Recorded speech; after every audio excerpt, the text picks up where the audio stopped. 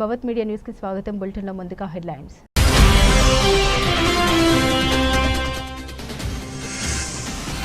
America మరో కీలక నిర్ణయం. విద్యార్థుల వీసా ఇంటర్వ్యూ నిలిపివేస్తూ ఉత్తర్వులు జారీ.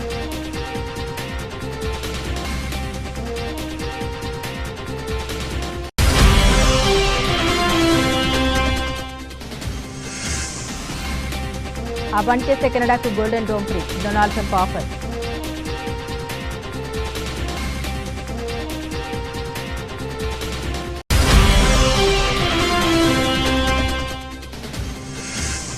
గుడ్ న్యూస్ చెప్పిన ఫిలిప్పీన్స్. భారతీయులకు వీసా ఫ్రీ ఎంట్రీ.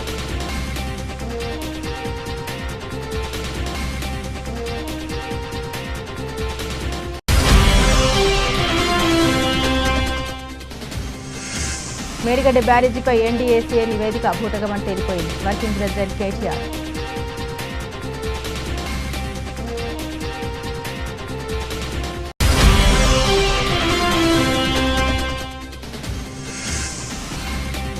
విద్యార్థుల టాయిలెట్స్ కడగాలి అంట. కాంగ్రెస్ పాలనలో గురుకులాల పరిస్థితి. ఎమ్మెల్సీ కవిత.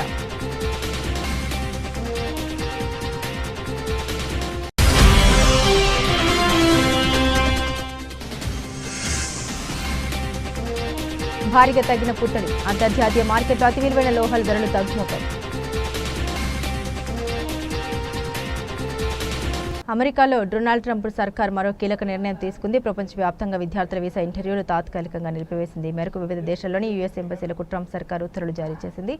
తదుపరి ఆదేశాలు జారీ చేసే వరకు దౌత్య విభాగాలు అదనంగా ఇటువంటి వీసా అపాయింట్మెంట్లను అనుమతించవద్దని అమెరికా విదేశాంగ మంత్రి మార్కో రూబియో ప్రపంచవ్యాప్తంగా ఉన్న అమెరికా ఎంబసీలను ఆదేశించారు. ఇప్పటికే బుక్ చేసుకున్న ఇంటర్వ్యూలు ప్రణాళిక ప్రకారం కొనసాగుతాయని వెల్లడించారు. ఈ ఉత్తర్వులు తక్షణం అమల్లోకి వస్తాయని తెలిపారు. అభ్యర్థుల సోషల్ మీడియా ఖాతాల పరిశీలనకు సన్నాహాలు జరుగుతున్నాయని పేర్కొన్నారు. విద్యార్థుల వీసాలకు సైతం నిబంధన మరింత కఠినతరం చేసే దిశగా ట్రంప్ యంత్రాంగం సిద్ధమవుతుంది.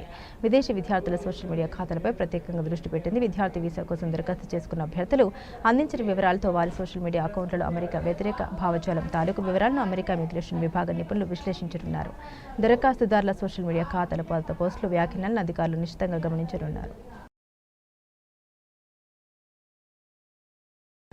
భవిష్యత్తులో తమ గగనతలంలోకి ఏ క్షిపణి ప్రవేశించకుండా, ఏ అణ్వాయుధం సమీపించకుండా గోల్డెన్ డోమ్ అనే అత్యంత ఆధునిక రక్షణ వ్యవస్థను నిర్మించేందుకు అగ్రరాజ్యం అమెరికా సిద్ధమైంది.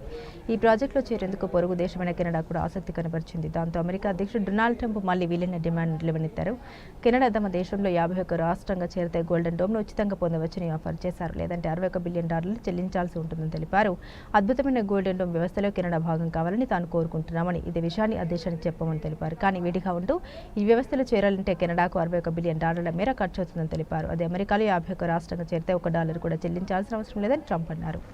ఈ ఆఫర్ను కెనడా పరిగణలోకి తీసుకుంటుందని అనుకుంటున్నామని తన ట్రూత్ సోషల్ను ట్రంప్ రాసుకొచ్చారు. అయితే అమెరికా అధ్యక్షుడి వ్యాఖ్యలపై కెనడా నుండి ఇంకా స్పందన రాలేదు. ఇజ్రాయెల్ ఐరన్ డోమ్ తరహాలో అమెరికా కోసం గోల్డెన్ డోమ్ క్షిపణి రక్షణ వ్యవస్థను ఏర్పాటు చేయనున్నట్లు ట్రంప్ ఇటీవల ప్రకటించారు. ఈ వ్యవస్థ నిర్మాణానికి $175 బిలియన్ ఖర్చు అవుతుందని పేర్కొన్నారు. దీంతో అమెరికా ఇక అంతరిక్షంలోనూ ఆయుధాలను మోహరించనుందని తెలిపారు. 2029 చివరి నాటికి నూతన రక్షణ వ్యవస్థను అందుబాటులోకి తెస్తామని వెల్లడించారు. అమెరికా గోల్డెన్ డోమ్ ప్రకటన తర్వాత కెనడా ప్రధాని మార్క్ కార్నీ స్పందించారు. తాము కూడా ఈ వ్యవస్థలో చేరేందుకు సిద్ధమేనని అన్నారు. అందుకోసం అగ్రరాజ్యంతో ఉన్నత స్థాయి చర్చలు జరుపుతామని తెలిపారు. ఈ క్రమంలో ట్రంప్ తాజాగా పోస్టు పెట్టారు. కాగా అమెరికా అధ్యక్ష ఎన్నికల నాటి నుండే ట్రంప్ కెనడా 51 రాష్ట్రంగా అమెరికాలో చేరాలని డిమాండ్ చేస్తున్నారు. దీన్ని కెనడా సర్కార్ ఖండిస్తూ వస్తుంది. తమ దేశం అమ్మకానికి లేదంటూ గట్టిగా చెప్పింది. ఆ క్రమంలోనే అధికారంలోకి వచ్చిన తర్వాత కెనడాపై ట్రంప్ సుంకాలతో విరుచుకుపడ్డారు. ప్రతిగా కెనడా కూడా టారిఫ్లు విధించింది. స్వదేశంలో తిరగడానికైతే ఏ ఆటంకాలు ఉండవు. అదే విదేశాలు చుట్టేయాలంటే మాత్రం భారత పాస్పోర్ట్తో పాటు సంబంధిత దేశాల వీసా ఉండాల్సిందే. ఇందుకెన్నో దరఖాస్తుల ఆధారాలు సమర్పించాల్సి ఉంటుంది. అందుకే చాలామంది విదేశాలకు వెళ్లాలంటే జంకుతారు. ఆ కోరిక ఉన్న తతంగాలన్నీ పూర్తి చేయలేక వెనక్కి తగ్గుతుంటారు. అయితే వీసాతో పని లేకుండా స్వేచ్ఛగా మన దేశానికి రండని కొన్ని దేశాలు ఆహ్వానం పలుకుతున్నాయి. ఇండియాకు పొరుగున ఉన్న నేపాల్, భూటాన్, శ్రీలంక, మాల్దీవులకు వెళ్లేందుకు వీసాతో పని లేదు. భారతీయులకు ప్రత్యేకంగా ఈ దేశాలు నిబంధనలు ఏమీ ఉండవు. కొన్ని దేశాలు వీసాకు సంబంధించిన కొన్ని నిబంధనల్లో తాత్కాలిక వెసులుబాటును కల్పించాయి. మరికొన్ని దేశాలు గడువులు విధిస్తున్నాయి. ఈ నేపథ్యంలో తాజాగా భారతీయ పర్యాటకులకు ఆగ్నేయ ఆసియా దేశం ఫిలిప్పీన్స్ శుభవార్త చెప్పింది. వీసా లేకుండానే తమ దేశంలోకి భారతీయులు ప్రవేశించవచ్చని తెలిపింది. ఇందుకోసం 2 రకాల స్వల్పకాలిక వీసా రహిత ప్రవేశ సౌకర్యాలు కల్పిస్తుంది. అయితే వీటికి వేర్వేరు అర్హత ప్రమాణాలు ఉన్నాయి. ఈ కేటగిరీ కింద భారతీయ పౌరులు కేవలం పర్యాటక ప్రయోజనాల కోసం ఎటువంటి వీసా లేకుండా ఫిలిప్పీన్స్లో 14 రోజుల వరకు బస చేయవచ్చు. అయితే వీసా రహిత ప్రవేశాన్ని పొడిగించుకోవడానికి వీలుండదు. అంతేకాదు దీన్ని వేరే రకం వీసాగా మార్చుకోవడానికి కూడా అవకాశం ఉండదు. ప్రయాణ ఉద్దేశం పూర్తిగా పర్యాటకానికి మాత్రమే పరిమితమై ఉండాలి. ప్రయాణ సమయానికి పాస్పోర్ట్ కనీసం 6 నెలలు చెల్లుబాటు అయ్యేలా ఉండాలి. హోటల్ బుకింగ్ లేదా వసతి నిర్ధారణ పత్రాలు ఉండాలి. పర్యటన ఖర్చులు భరించగలిగే సామర్థ్యం ఉందని కొన్ని రోజులు చూపించాల్సి ఉంటుంది. బ్యాంక్ స్టేట్మెంట్లు, ఉద్యోగ ధృవీకరణ పత్రాలు వంటివి రిటర్న్ లేదా తదుపరి ప్రయాణ టికెట్ ఉండాలి. గతంలో ఫిలిప్పీన్స్ ఇమిగ్రేషన్ రికార్డులో ఎటువంటి ప్రతికూల చరిత్ర ఉండకూడదు. 2 రోజుల విధానం ద్వారా అక్కడికి వెళ్లే భారతీయులు 30 రోజుల పాటు వీసా లేకుండా ఫిలిప్పీన్స్లో ఉండే అవకాశం పొందుతారు. అయితే ఇది కేవలం Australia, Japan, America, Canada, Singapore, UK వంటి కొన్ని ప్రధాన దేశాల వీసా లేదా శాశ్వత నివాస అనుమతులు కలిగి ఉన్న భారతీయ పౌరులకు మాత్రమే వర్తిస్తుంది. ఈ వీసా విధానం ప్రకారం దరఖాస్తుదారులు ఈ visa.gov.in వెబ్సైట్లో రిజిస్టర్ అవ్వాల్సి ఉంటుంది. మేడిగడ్డ బ్యారేజీపై ఎన్డీఏసీ ఇచ్చిన నివేదిక అంతా బూటకమని ఇప్పటిదాకా బీఆర్ఎస్ చెబుతున్న మాట అక్షరాలు నిజమని తెలిపోయింది అని ఆ పార్టీ వర్కింగ్ ప్రెసిడెంట్ కేటీఆర్ అన్నారు. కనీస పరీక్షలు నిర్వహించకుండా ఎన్డీఏసీ తుది రిపోర్ట్ ఎలా ఇస్తుందని ప్రపంచ ప్రఖ్యాత నిర్మాణ సంస్థ ఎల్ఎన్టీ సూటిగా ప్రశ్నించడంతో ఈ నివేదిక తప్పుల తడుక అని రుజువైపోయిందని కేటీఆర్ పేర్కొన్నారు. క్షేత్రస్థాయిలో కనీస పరీక్షలు చేయకుండానే ఎన్డీఏసీ ఇచ్చిన నివేదికను ఎల్ఎన్టీ పూర్తిగా తిరస్కరించడం రాష్ట్రంలోని కాంగ్రెస్ సర్కారుకు, కేంద్రంలోని బీజేపీ ప్రభుత్వానికి పూర్తిగా చెంపపెట్టలాంటిదే. నాడు అసెంబ్లీ ఎన్నికల వేల గంటల వ్యవధిలో ఇచ్చిన ప్రాథమిక నివేదికను మొదలుకొని 7.5 దాకా సాగదీసి ఇటీవల ఇచ్చిన తుది నివేదిక వరకు రెండింటిలోనూ అడుగడుగున వ్యత్యాసాలు పొంతనలేని అంశాలుండటం రిపోర్టు దొల్లతనాన్ని బయటపెట్టింది. ఇలాంటి పనికిరాని రిపోర్టును పట్టుకుని ఎన్డీఏసీ నివేదికను తమకు ప్రామాణికమని ముఖ్యమంత్రి రేవంత్ రాష్ట్ర ప్రభుత్వం చెప్పడం వారి అసమర్థతకు, చేతకంతనానికి, దివాలాకోరు విధానాలకు నిదర్శనమని కేటీఆర్ పేర్కొన్నారు. కేసీఆర్ పేరొస్తుందని రాజకీయ కక్షతో ప్రపంచంలోనే అతిపెద్ద లిఫ్ట్ ఇరిగేషన్ ప్రాజెక్టు అయిన కాళేశ్వరాన్ని పక్కన పెట్టి సీఎం రేవంత్ క్షమించరాని పాపం చేశారు. ఇప్పటికే ముఖ్యమంత్రి నిర్వాహకం వల్ల 7.5గా రాష్ట్రంలోని లక్షలాది ఎకరాల పంటలు ఎండగొట్టి 500 మందికి పైగా అన్నదాతల ఆత్మహత్యలకు కారణమయ్యారన్నారు. పోలవరం ప్రాజెక్టులో డయాఫ్రామ్ వాల్ కొట్టుకుపోయినా శరవేగంగా పునరుద్ధరించిన సంగతి మర్చిపోయి మేడిగడ్డ విషయంలో మాత్రం 18 నెలలుగా మొత్తం ప్రాజెక్టునే కోల్డ్ స్టోరేజ్లోకి నెట్టడం అత్యంత దుర్మార్గమని కేటీఆర్ మండిపడ్డారు. నాడు అసెంబ్లీ ఎన్నికల వేళ బీఆర్ఎస్పై బురద జల్లేందుకు కుట్రలు చేసిన కాంగ్రెస్, బీజేపీ ఇటీవల బీఆర్ఎస్కు రజతోత్సవ సభను దెబ్బతీయాలనే కుతంత్రాలతోనే తుది నివేదిక పేరిట నయ డ్రామాకు తెరతీశారన్నారు. ప్రాజెక్టు ప్రణాళిక నుంచి నిర్మాణ నాణ్యత వరకు అడుగుతున్న ఇక్కడ రాజీ పడకుండా కట్టిన ప్రాజెక్టుపై బురద జల్లడం మానికనైనా ఎలాంటి అభ్యంతరాలకు ప్రభుత్వం ఎన్డీఏసీ సమాధానం చెప్పాలన్నారు. లేకపోతే అన్నదాతల ఆగ్రహానికి ముఖ్యమంత్రితో పాటు కాంగ్రెస్, బీజేపీల కుట్ర రాజకీయాలకు తెలంగాణ రైతులు తగిన గుణపాఠం చెప్పడం ఖాయమని కేటీఆర్ అన్నారు. జై కిసాన్, జై కాళేశ్వరం, జై తెలంగాణ అని కేటీఆర్ నినదించారు.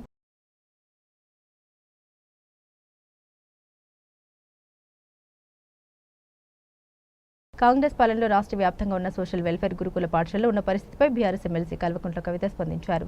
స్వీపింగ్ శానిటేషన్ కోసం ఒక్కో గురుకుల పాఠశాలకు ప్రతి నెల బీఆర్ఎస్ ప్రభుత్వం 40,000 కేటాయిస్తే 4 తాత్కాలిక ఉద్యోగులు పనిచేసేవారని కవిత గుర్తు చేశారు. వీరి టాయిలెట్లు, తరగతి గదులు శుభ్రం చేసేవారు. గత సంవత్సరం ఆగస్టు నెల నుండి ఈ పద్ధతి కాంగ్రెస్ ప్రభుత్వం తొలగించినందున పిల్లల టాయిలెట్లు, గదులు మాత్రమే కాకుండా పాఠశాల హాస్టల్ ఆవరణంలోని బయట పనులు అన్ని కూడా విద్యార్థులే రెగ్యులర్గా చేసుకోవాలని చెప్పారని కవిత పేర్కొన్నారు.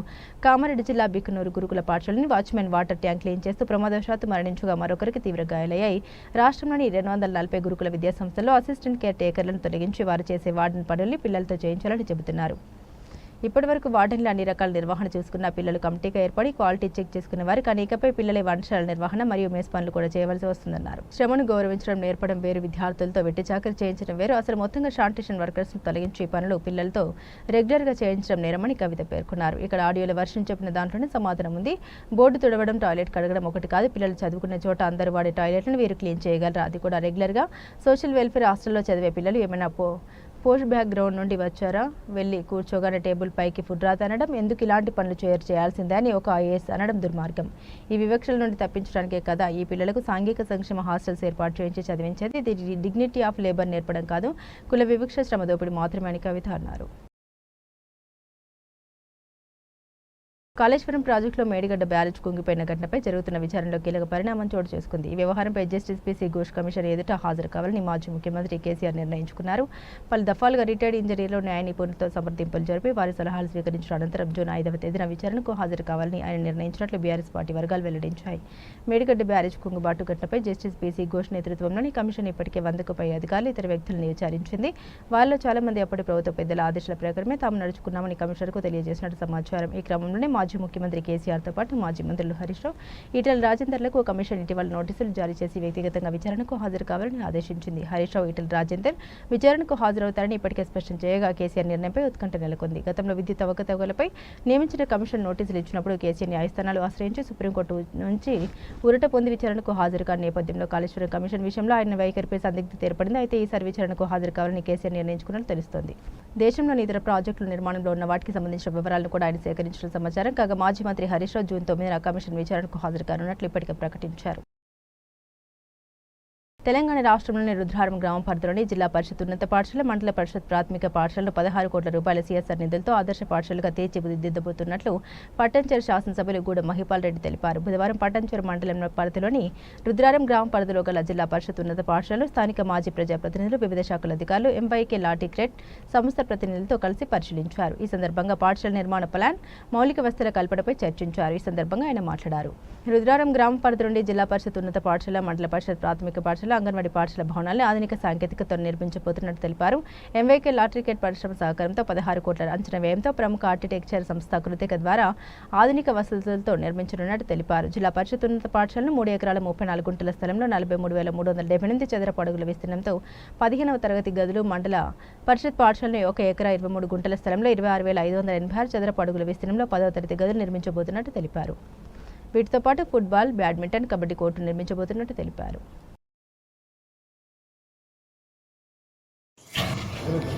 ఈరోజు పటంచెరు నియోజకవర్గంలో పటంచెరు మండలంలో భాగంగా రుద్రవరం గ్రామం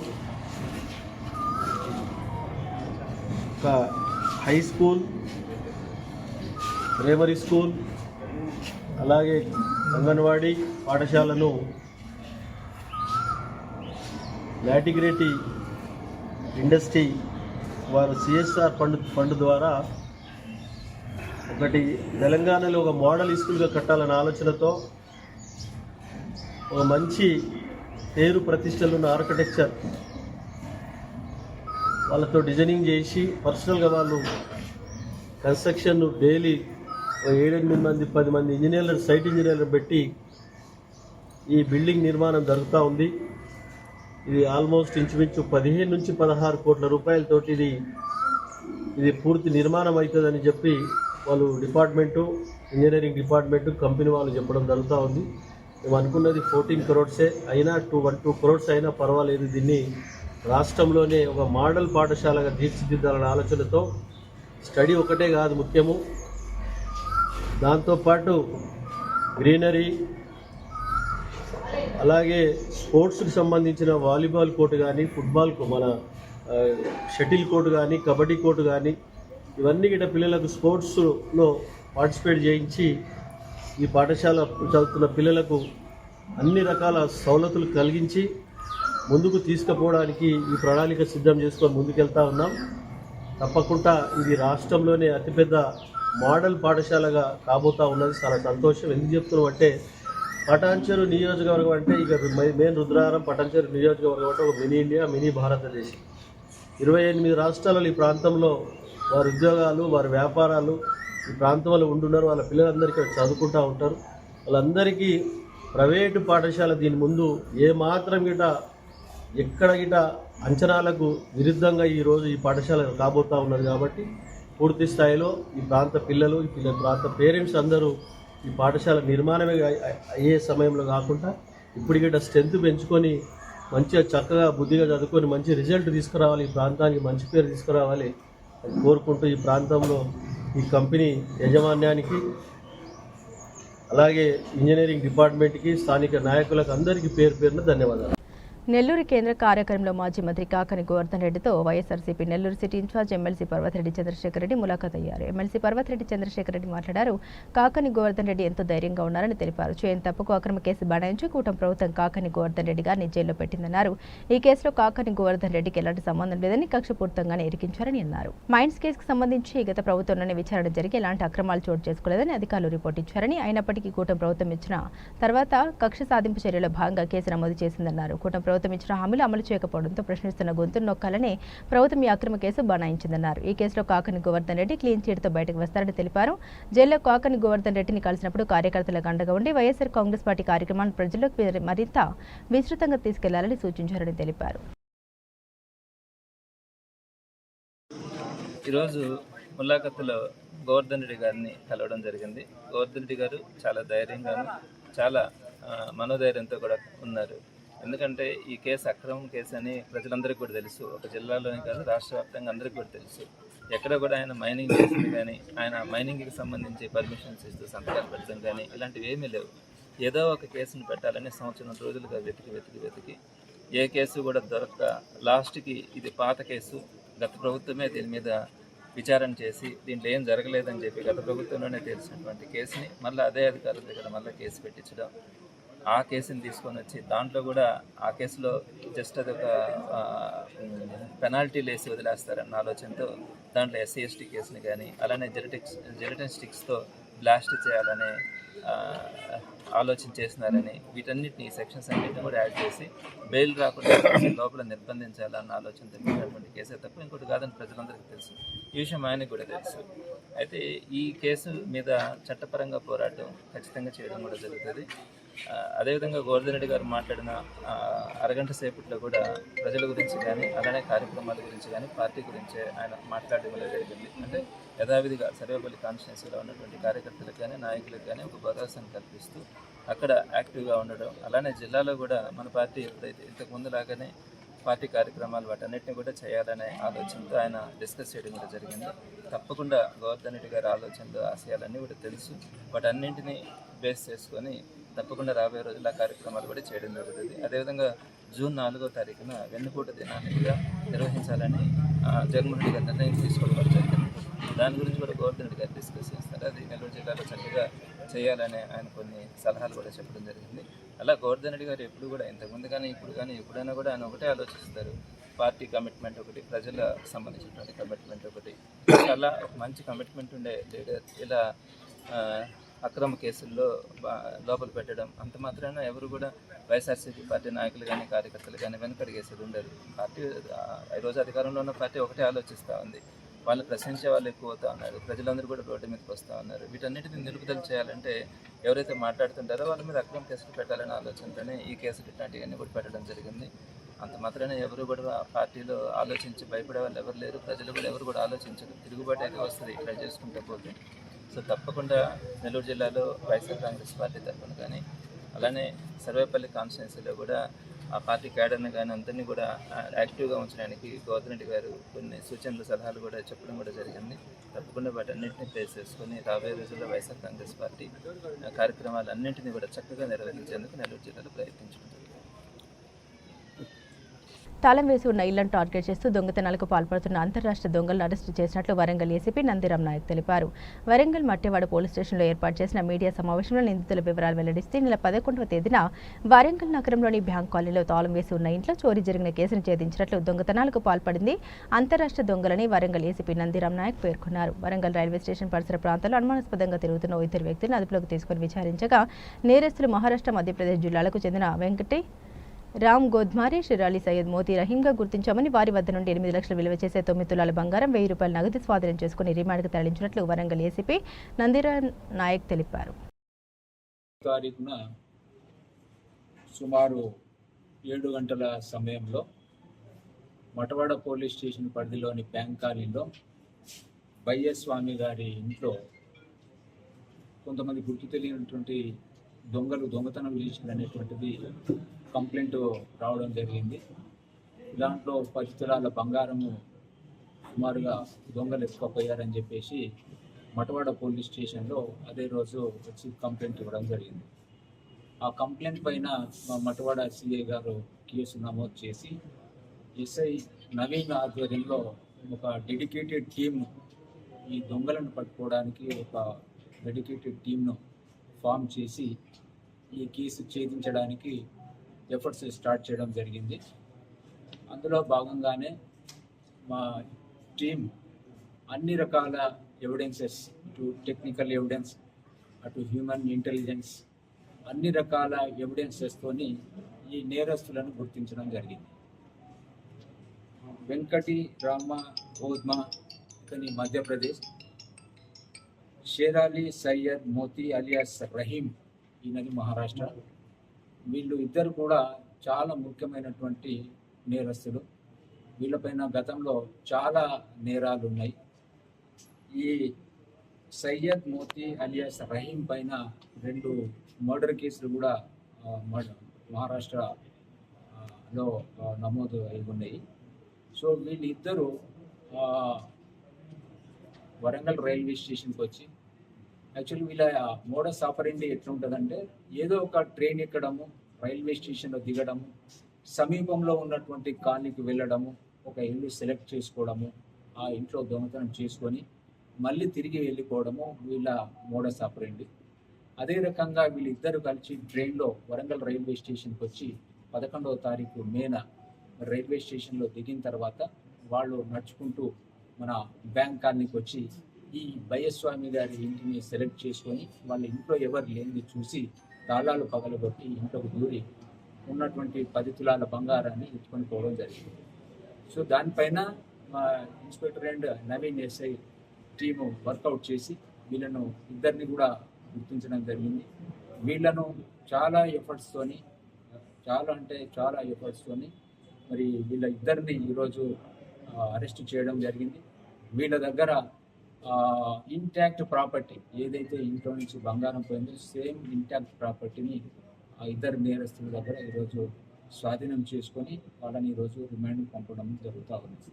సో ఇది యాక్చువల్గా అంతర్రాష్ట్ర ముఠా, ఇది చాలా ఇంపార్టెంట్ నేరస్తులు.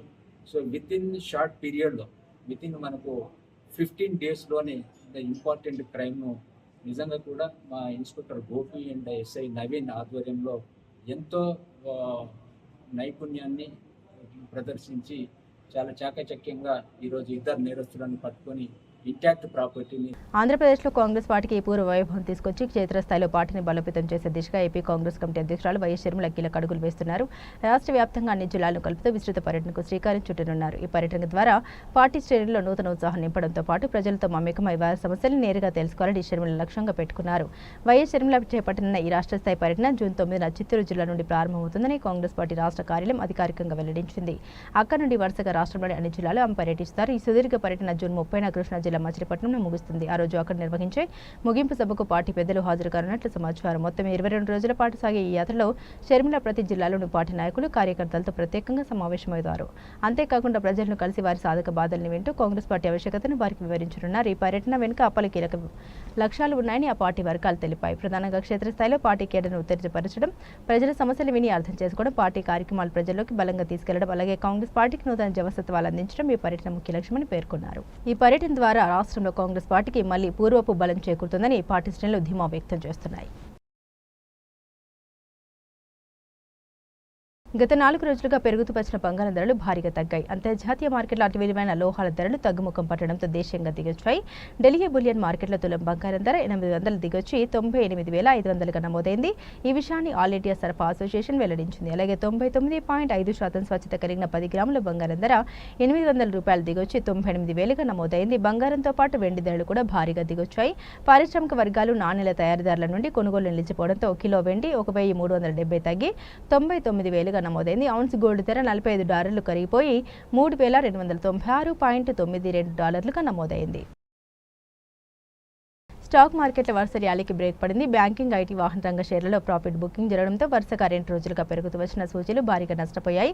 ఒక దశలో 1000 పాయింట్లకు పైగా నష్టపోయిన 30 షేర్ల ఇండెక్స్ సూచీ సెన్సెక్స్ 82,000 పాయింట్ల దిగువకు పడిపోయింది. చివరకు మార్కెట్ ముగిసే సమయానికి 624.82 పాయింట్లు కోల్పోయి 81,551.63 వద్ద స్థిరపడింది. 30 సూచీలో 25 షేర్లు నష్టపోగా కేవలం 5 సూచీలు లాభపడ్డాయి. మరో సూచీ ఎన్ఎస్ఈ నిఫ్టీ కూడా 174.95 పాయింట్లు కోల్పోయి 24,826.20 వద్ద స్థిరపడింది. స్థిరపడింది. లాభాల్లో ప్రారంభమైన సూచీలకు అంతర్జాతీయ మార్కెట్ల నుండి వచ్చిన ప్రతికూల సంకేతాలు నష్టాల్లోకి నెట్టాయి. దీంతో ఇరు సూచీలు 1% పైగా కోల్పోయి చివరిలో భారీ నష్టాలు తగ్గించుకోగలిగాయి. పారిశ్రామిక తయారీ రంగ గణాంకాల విడుదలకు ముందు ముదుపర్లు ముందస్తుగా అమ్మకాలకు మొగ్గు చూపడం సూచీల నష్టాలకు ప్రధాన కారణమని దలాల్ స్ట్రీట్ వర్గాలు వెల్లడించాయి. బుధవారం పారిశ్రామిక తయారీ రంగ గణాంకాలతో పాటు ఈ వారం చివరిలో దేశ జీడీపీ గణాంకాలు కూడా విడుదల కానున్నాయి. సూచీలో అల్ట్రాటెక్ సిమెంట్ గరిష్టంగా 2.21% నష్టపోయి టాప్ లూజర్గా నిలిచింది. దీంతో పాటు ITC 2%, Tata Motors, NTPC, axis bank, HCl, Mahindra and HDFC bank, ICCI బ్యాంకులు నష్టపోయాయి. ఇండియన్ ప్రీమియర్ లీగ్ చరిత్రలోనే యువ ఆటగాడు రిషబ్ పంత్కు ఈసారి అత్యధిక ధర 27 కోట్లు పైగా కెప్టెన్సీ కూడా. దాంతో అతడిపై భారీ అంచనాలు. కానీ పంత్ వాటిని అందుకోలేక ఘోర వైఫల్యంతో తీవ్ర విమర్శలు ఎదుర్కొన్నాడు. అయితే మంగళవారం సొంత మైదానం ఎకానా స్టేడియంలో రాయల్ ఛాలెంజర్స్ బెంగళూరు ఆర్సీబీతో జరిగిన ఐపీఎల్ ఆఖరి లీగ్ మ్యాచ్లో లక్నో బ్యాటర్ రిషబ్ పంత్ శతకంతో చెలరేగాడు. కేవలం 54 బంతులు అతను సెంచరీ బాదాడు. ఈసారి ఐపీఎల్లో పెద్దగా ఫామ్లో లేని పంత్ లీగ్ చివరి మ్యాచ్లో మాత్రం తన స్ట్రోక్ ప్లేతో అభిమానులు అలరించాడు. శతకం పూర్తి కాగానే బ్యాట్ హెల్మెట్ పక్కన పడేసి గాల్లో పల్టీ కొడుతూ వెరైటీ సెలబ్రేషన్స్ చేసుకున్నాడు. జిమ్నాస్ట్ తరహాలో గాల్లో ఎగిరి తన ఆనందాన్ని వ్యక్తం చేశాడు. నిజానికి ఈ సీజన్ ఐపీఎల్లో పంత్ తన బ్యాటింగ్ పవర్ చూపించలేకపోయాడు. ఎట్టకేలకు లాస్ట్ మ్యాచ్లో సెంచరీతో మళ్లీ ఫామ్లోకి వచ్చేశాడు. వింటేజ్ పంత్ అంటే ఏంటో చూపించాడు. ఈ మ్యాచ్లో సిక్సర్లు 4తో ఆకాశ్ మెహద్దుగా రెచ్చిపోయాడు. 61 బంతుల్లో 118 రన్స్ చేసి నాట్అవుట్గా నిలిచాడు. దీంతో సెంచరీ తర్వాత పంత్ ఒక రేంజ్లో సెలబ్రేట్ చేసుకున్నాడు. ఇక పంత్ సెంచరీ చేసిన లక్నో జట్టుకు విజయం మాత్రం దక్కలేదు. ఈ మ్యాచ్లో ఆర్సీబీ 6 వికెట్ల తేడాతో విజయం సాధించింది. మొదట బ్యాటింగ్ చేసిన ఎల్ఎస్జీకి రిషబ్ పంత్ 61 బంతుల్లో 118 నాట్అవుట్, 11 ఫోర్లు, 8 సిక్సర్లు, అజయ్ శతకంతో చెలరేగ్గా మిచెల్ మార్ష్ 37 బంతుల్లో 67, 4 ఫోర్లు, 5 సిక్సర్లు రాణించడంతో అజట్ 20 ఓవర్లలో 3 వికెట్ల నష్టానికి 227 పరుగుల భారీ స్కోర్ చేసింది. ఈ భారీ లక్ష్య ఛేదంతో బరిలోకి దిగిన ఆర్సీబీ మరో 8 బంతులు మిగిలి ఉండగానే టార్గెట్ అందుకుంది. ఆఖరిలో జితేష్ శర్మ మేరకు బ్యాటింగ్ బెంగళూరుకు సూపర్ విక్టరీని అందించింది. జితేష్ 33 బంతుల్లోనే ఏకంగా 85 రన్స్ చేసి నాట్అవుట్గా నిలిచాడు. ఈ విజయంతో పాయింట్ల పట్టికలో 2వ స్థానానికి దూసుకెళ్లిన బెంగళూరు క్వాలిఫైయర్ 1లో ఈ నెల 29న పంజాబ్ కింగ్స్తో తలపడనుంది. ఇందులో గెలిచిన జట్టు నేరుగా ఫైనల్కు వెళ్తుంది. టాలీవుడ్లో మరో కొత్త కాంబో తెరపైకి రాబోతుంది. Mega power star Ram Charan, star director Trivikram Srinivas కాంబినేషన్లో ఒక సినిమా రాబోతుందనే వార్తలు టాలీవుడ్లో హాట్ టాపిక్గా మారాయి. ప్రస్తుతం అందుతున్న సమాచారం ప్రకారం ఈ క్రేజీ కాంబోలో సినిమా వచ్చే అవకాశం ఉందని తెలుస్తోంది. త్రివిక్రమ్ చివరి చిత్రం గుంటూరు కారం తర్వాత తన తదుపరి ప్రాజెక్టు విషయంలో సస్పెన్స్ కొనసాగింది. మొదట అల్లు అర్జున్ సినిమాతో చేయాలనుకున్నప్పటికీ బన్నీ ప్రస్తుతం అట్లీ దర్శకత్వంలో సినిమాతో బిజీగా ఉండడంతో త్రివిక్రమ్ ప్రాజెక్టు వాయిదా పడింది. ఈ గ్యాప్లో త్రివిక్రమ్ విక్టరీ వెంకటేష్తో ఒక కామెడీ ఎంటర్టైనర్ని తెరకెక్కించేందుకు సిద్ధమవుతున్నారని కూడా వార్తలు వచ్చాయి. ఇదిలా ఉంటే తాజాగా సమాచారం ప్రకారం జనసేన అధినేత పవన్ కళ్యాణ్ సూచన మేరకు త్రివిక్రమ్ రామ్ చరణ్ కోసం ఒక కథను సిద్ధం చేశారని తెలుస్తోంది. ఈ కథను చరణ్ కు వినిపించుకు ఆయన కూడా ఓకే చేశారని ప్రచారం జరుగుతుంది. అంతేకాదు ఈ చిత్రానికి పవన్ కళ్యాణ్ నిర్మాతగా వ్యవహరించే అవకాశం ఉందని కూడా వార్తలు వస్తున్నాయి. రామ్ చరణ్ ప్రస్తుతం బుచ్చిబాబు దర్శకత్వంలో పెద్ద సినిమా షూటింగ్ లో బిజీగా ఉన్నారు. ఈ సినిమా 2026లో విడుదలయ్యే అవకాశం ఉంది. పెద్ద తర్వాత సుకుమార్ దర్శకత్వంలో ఒక సినిమా చూడడానికి చరణ్ కమిట్ అయ్యారు. అయితే సుకుమార్ తన స్క్రిప్ట్ వర్క్ ఎక్కువ సమయం తీసుకున్నందున ఈ గ్యాప్ లో త్రివిక్రమ్తో సినిమా చేయడానికి చరణ్ ఆసక్తి చూపిస్తున్నారని టాక్. త్రివిక్రమ్ రామ్ చరణ్ మధ్య త్వరలోనే ఒక అధికారిక సమావేశం జరగనుందని, ఈ ప్రాజెక్టుపై త్వరలో స్పష్టత వచ్చే అవకాశం ఉందని సినీ వర్గాల సమాచారం. ఒకవేళ ఈ కాంబినేషన్లో సెట్ అయితే 2020లో ఈ సినిమా విడుదలయ్యే అవకాశం ఉందని తెలుస్తుంది. ఈ ప్రాజెక్టు కార్యరూపం దాల్చుతుందా లేదా చూడాలి. బులెటిన్ ముగించే ముందు హెడ్లైన్స్ మరోసారి.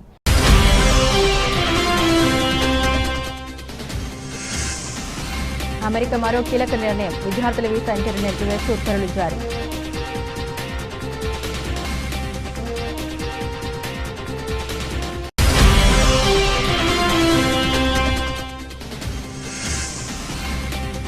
ఆ పని చేసే కెనడాకు golden dome free, Donald Trump offer.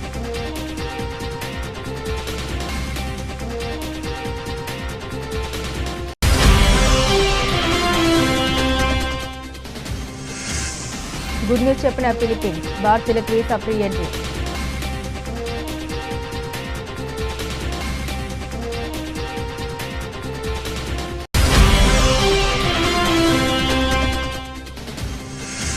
Medigadda బ్యారేజీపై ఎన్డీఏసీఏ నివేదిక భూటగమని తేలిపోయింది. Working president KTR.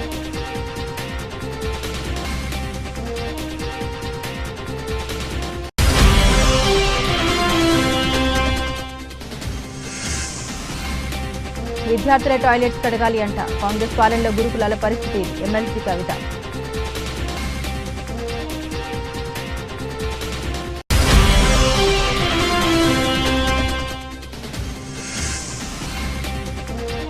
భారీగా తగ్గిన పుట్టలు, అంతర్జాతీయ మార్కెట్లో అతి విలువైన లోహాల ధరలు తగ్గుముఖం.